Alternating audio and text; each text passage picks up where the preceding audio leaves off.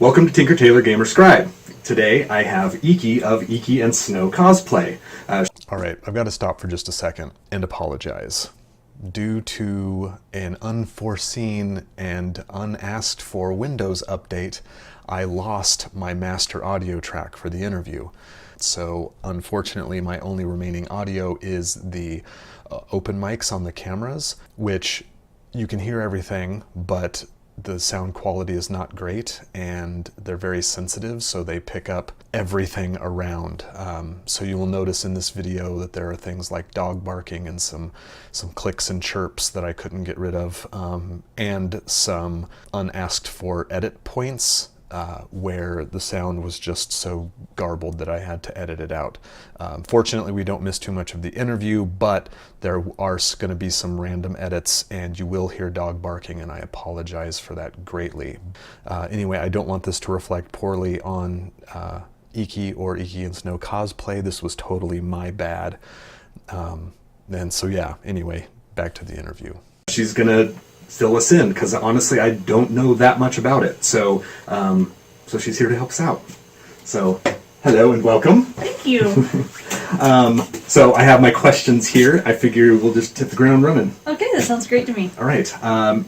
Tell us a little bit about Eekie and Snow Cosplay. So Eekie and Snow Cosplay, actually, I want to say it unofficially started in 2010, and then it really kind of more hit off in 2012 when Snow and I got asked by local convention to start doing panels to help teaching people.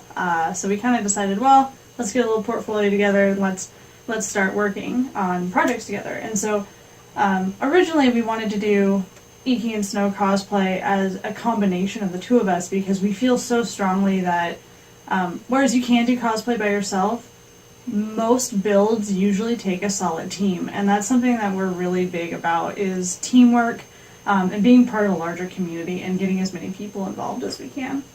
Cool. So what exactly goes into making a cosplay? I ask this question because I think a lot of people don't know that cosplay is really creative. Like, I mean, you know, you're making things that don't exist. Like, this isn't just, you can't just order everything off of the internet. So what kind of stuff goes into making a cosplay?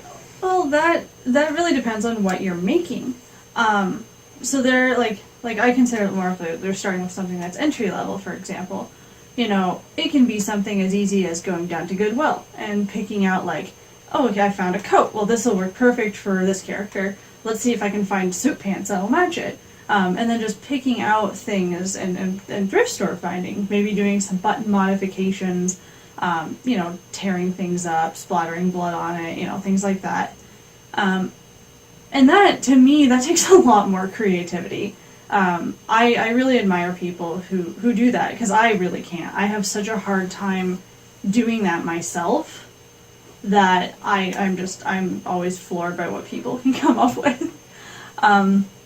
But then you get more into like intermediate things, so like more textiles and things like that, which I will actually let's reference a picture for it. Okay. So I'll reference like this one here. Okay. You can buy things like boots.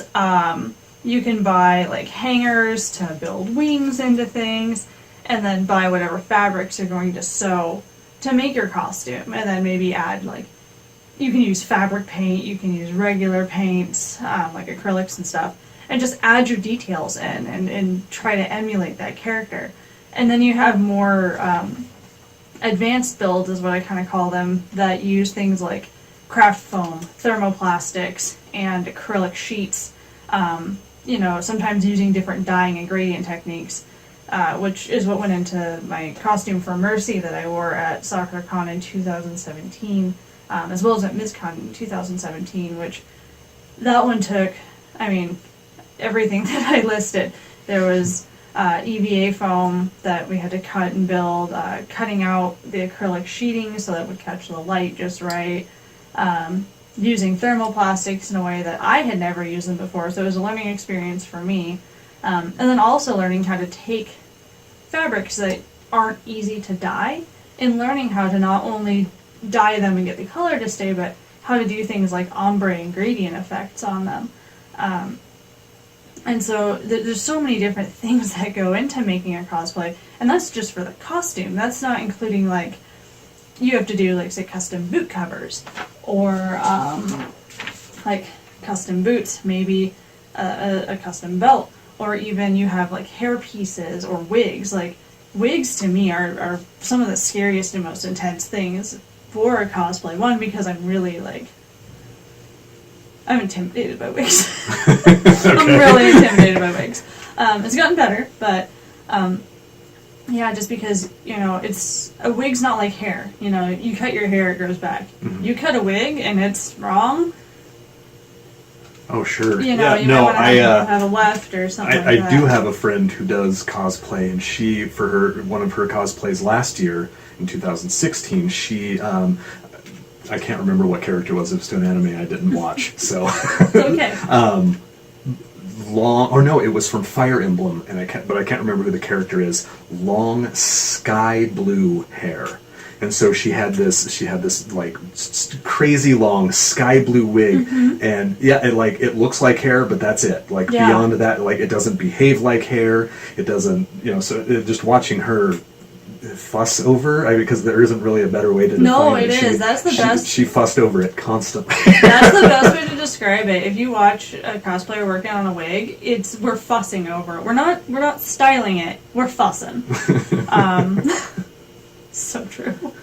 But you have things like that, you know, that go into it, and then makeup too. You know, there's a lot of cosplayers out there that they spend so much time, and those are people I also admire quite a bit, because I have such a hard time with makeup. I mean, it takes me a minimum of 30 minutes just to do like a base makeup for a costume, and that's not even like, that's not contouring, that's not coloring my eyebrows differently, that's just popping in my lenses, putting eyeliner on evenly. And that's a, you know, that's the struggle right there.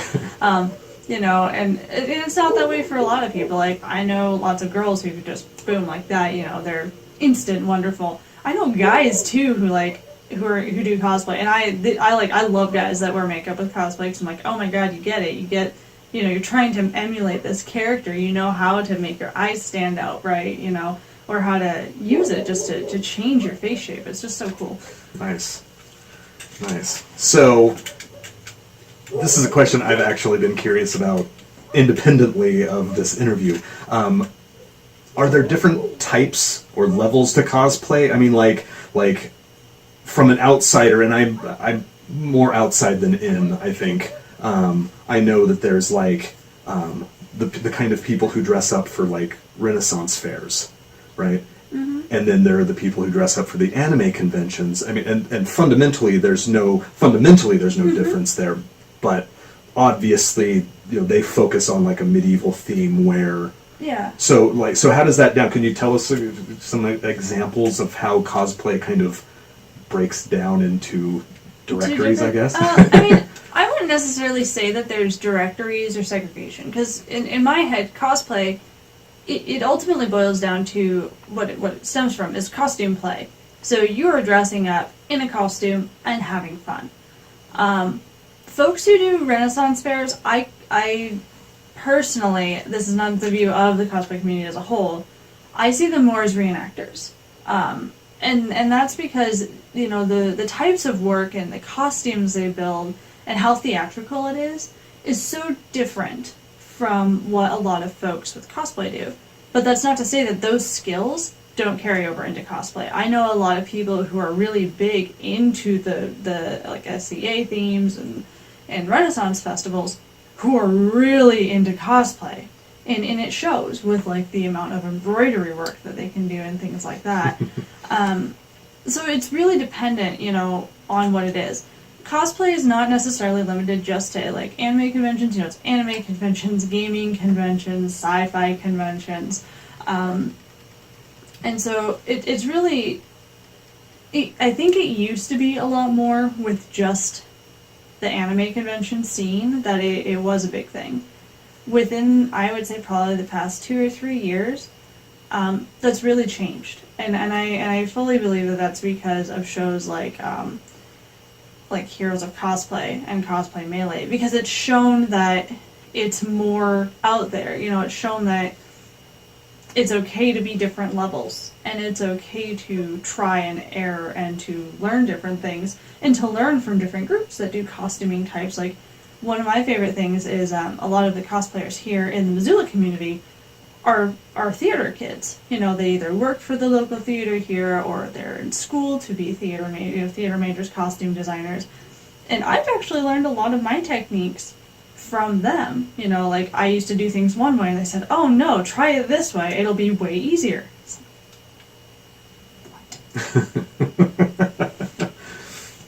So, so there's different, you know, but there are different types of cosplay too. Like, you have ones that are, you know, your anime ones, you have your video game based ones, you have people who do, specifically like comic book characters too, like what you would see at Comic-Con. Mm-hmm. I have seen, it is considered cosplay, but it's more, original character design cosplay, Okay. and that's starting to become more of a forefront that I'm seeing, at least on social media, which is pretty cool. I like seeing that a lot. Okay. Yeah. No. I think that's kind of cool too. That people are kind of, you know, taking something and making it their own, because that's what we do here. So. Yeah. No. It's pretty cool. What, especially on Instagram, it's crazy the kinds of things that our people are doing now. It's amazing. Cool. Okay, so talking about people being able to do amazing things, where would a newcomer to cosplay get started? Say me, because I am like what would be some of the first thing, like places that I could go to get knowledge, like online, or you know, the entry level tricks of the trade. Yeah. Now I'm reaching back way far. Was when I started, when I got into cosplay, it's actually 10 years ago, to this year, I had that realization. I did my first cosplay, like, non-Halloween costume, but my first actual cosplay, in October of 2007. And I actually had the help of Snow, and then another gal who was a friend of ours when we were in high school. And they both helped me immensely with it, because rather than, you know, I didn't know that I should stitch things and stuff like that. I just saw on the internet someone said, draw it on with permanent marker. So, you know, that's what we did back in the day of DeviantArt and DeviantArt tutorials. Okay, so. But I would say, you know, right now a big place to go, and I almost hate saying this, but it's true, is Pinterest. Pinterest has, like, and it's stuff that are tutorials that are shared. Okay, now what would keywords be that you'd want to search for on Pinterest to get into it would depend on what you want to do. So if you would, like, say, want to make like make a tunic, or, you know, you're doing something medieval themed, type in how to make, or like tunic pattern, or whatever you're trying to make pattern, or whatever you're trying to make DIY. One of my favorite things that I've been seeing a lot of in the past couple of years has been armor making, and how to really get into doing armor making out of EVA foam and thermoplastics. Which I go there to see, like, what kind of designs people are starting to use, or if there's different techniques that I might not be aware of, because I don't know everything. Like, I never feign to know everything, so my big thing is, like, how can I make this easier and more fun for me to do, and more, you know, efficient for me to produce things. So I would say, like, do, you know, EVA foam armor tutorial, or if you have, like, a specific costume in mind. So I'm trying to think of one that would be really, really common. Like, say, Ed from Full Metal Alchemist, he has an arm that is basically a robotic arm. And you can look that up on Pinterest and literally find, like, a whole schematic of how to build this out of EVA foam, you know, and how to attach it onto, like, a long glove or onto a sleeve. Okay. And just go from there. Another really useful place is YouTube. there's a ton of people out there who make tutorials on how to do, as you point at me, that's true, who make tutorials on how to do this, or make walkthroughs, like build it with me. That's something that I really like to do, is I like to show people, you know, this is how you can pattern something. You know, it's not the way to do it, but it's a way, yeah. you know, and just same search words and it'll come up on YouTube. It's pretty great. Okay. So, along with newcomers coming into cosplay, and I know that this can be somewhat controversial, and I actually kind of segued it or mentioned it earlier about how a lot of people don't understand how creative cosplay can be. There's a lot of misconceptions about people who don't understand or aren't a part of the cosplay scene. What are some of those, some of the more common ones, so that a person maybe has a heads up in terms of what they'll be looking at by getting into cosplay? Yeah. So one of the biggest ones, and I don't think this is as big as it used to be. When I first started to get into cosplay, one of the biggest things was you must make your costume. And that was, that was 10 years ago. That's changed a lot. Actually quite a bit with the recent,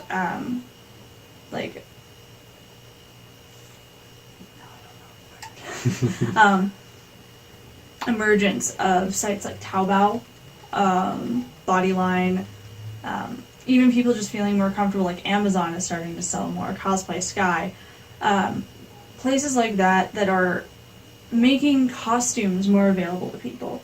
Back in the mid, I would say mid to late 2000s, it was or like 2000, 2010, it was really sketchy to buy costumes offline, because most things were in Chinese sizes and Asian sizes, so it would be really hard. You could even send to someone who was making you a custom cosplay, and it would come 2 sizes too big. I had that happen to me because I wore a cosplay to my junior prom, and it did. When it came to the States, it was 2 sizes too big for me, and I had to find a tailor in town or a seamstress who could take it in right on the correct seams, and that cost as much as a brand new prom dress would have to have that done, rather than my cheap $50 cosplay from China.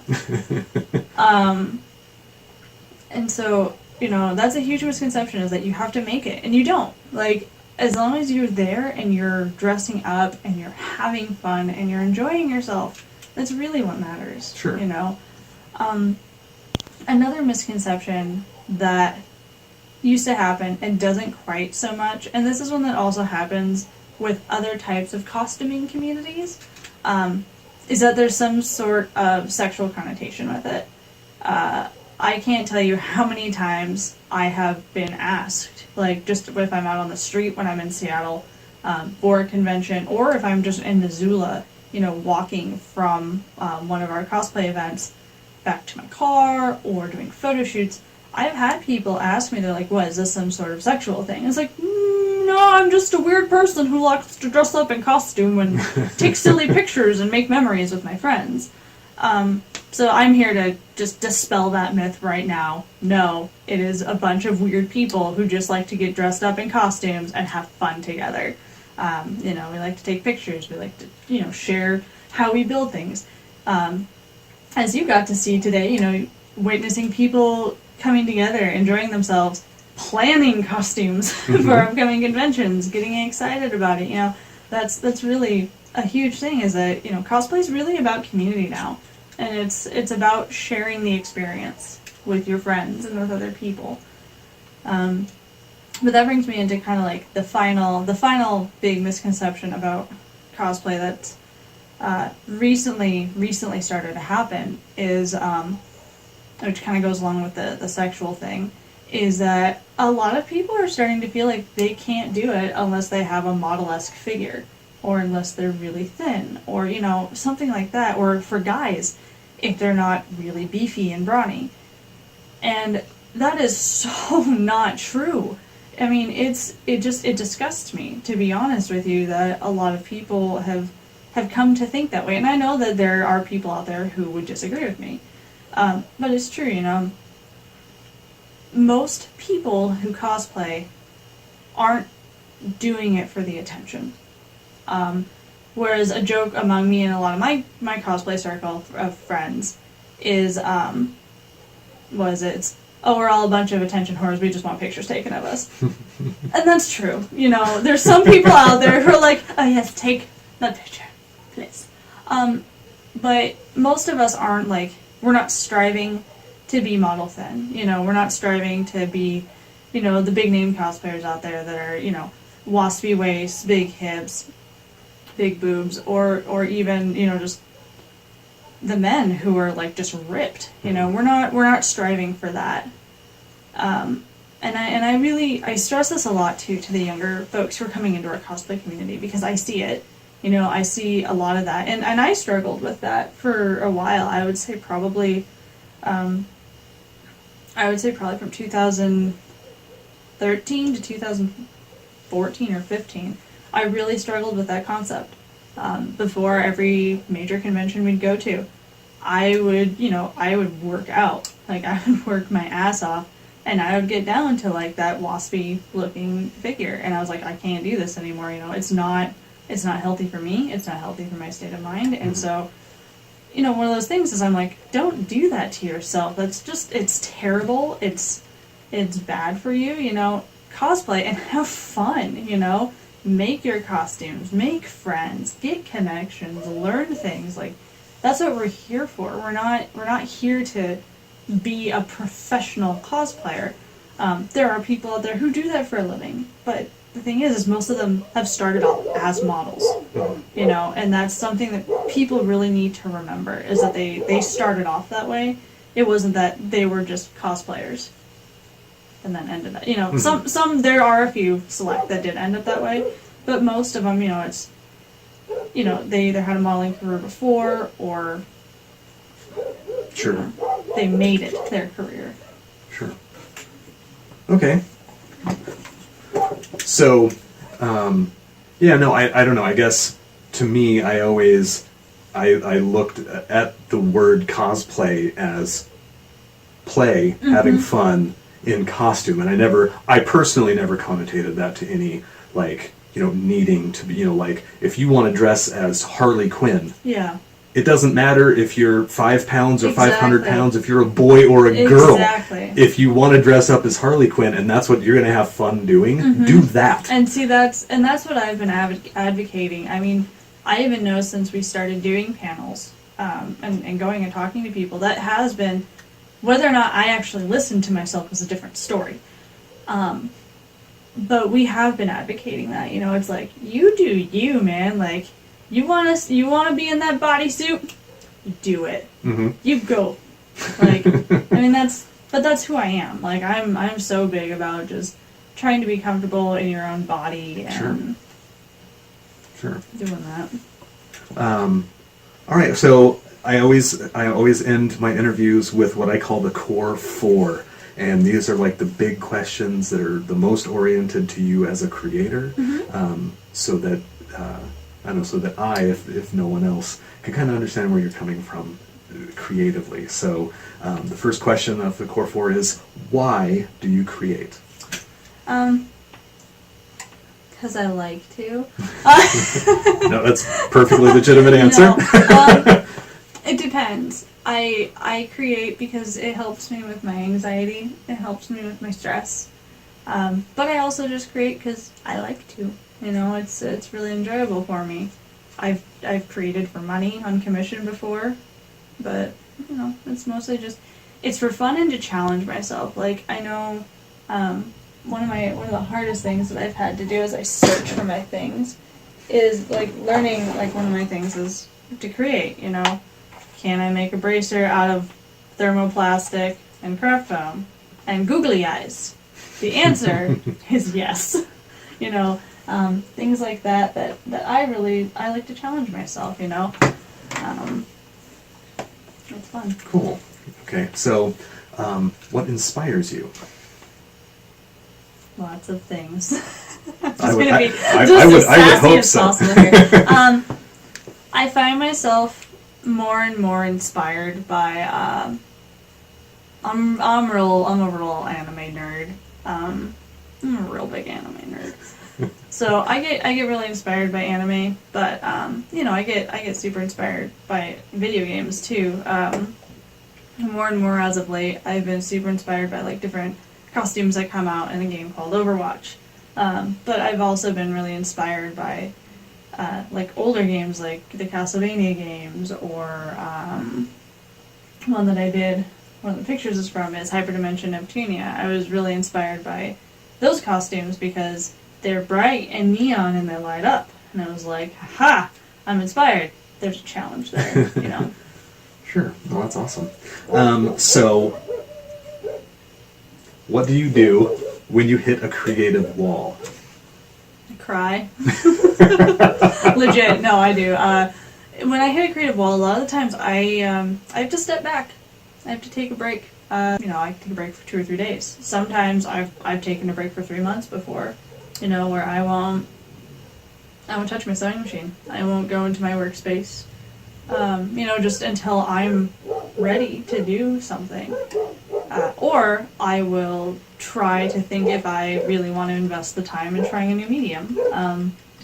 I had kind of gotten a little bit tired of doing thermoplastics after my last builds. And so this last BizCon, I went to try doing silicone builds instead, which that really did bring back my inspiration. It really fueled my creativity a lot, and I learned a ton from it, which was amazing. But by the time it was done, I probably should have taken a break. If you think you need to take a break, take a break. Okay. Watch sci-fi. Okay, so the last question of the core 4 is, what is one piece of advice that you would give to an up-and-coming creator, somebody just coming in and say, hey, give me your wisdom? Listen to the people that you're asking for their advice. You laugh, but it's true. Oh, no, absolutely. That's the biggest piece of advice I can give, is if you are approaching someone who either has done the project before, or who's done something similar, or who has a lot more experience with it, listen to what they say and work with them to help guide you. Let them be a mentor to you. I know for me, I was very lucky in the fact that I had a really great mentor when I actually started building custom corsets and things like that. I had an amazing mentor teach me because she has made most of the custom corsets for a burlesque troupe here in town. So she has a lot of experience with it, and I was like, I wanted to do it myself, and she's like, well, let's take a look at the pattern you have and see if it fits where it should on you. So we did. We took a look at it, and it would have been almost 2 inches too low. It would have sat into my hip bone instead of into my actual waist. Mm-hmm. And I was like, wow, that would have sucked. Like, that would have sucked to go to a convention and wear that all day. So, I'm really grateful that I listened to her. And that's something that, I've learned and I've seen is people ask for help, but they won't use the help that's given to them, or and then something will happen and they'll get really frustrated and upset and stop doing it, or they will ask and then just completely disregard everything, and sometimes it turns out really great. So it's just, maybe it's the more I get older, the more I'm like, listen to your elders, listen to your mentors. But no, they could be younger than you. I talk to theater kids all the time. I'm like, help me! I don't understand. Why is my zipper not zipping? Sure. No, that's actually really good advice. So that's all I got question-wise. Mm-hmm. I appreciate you coming down into the workspace. No. I like the workspace. Well, thanks. Don't mind me. Don't mind me. It's been tormenting me. And yeah, I guess that's pretty much it. Until next time.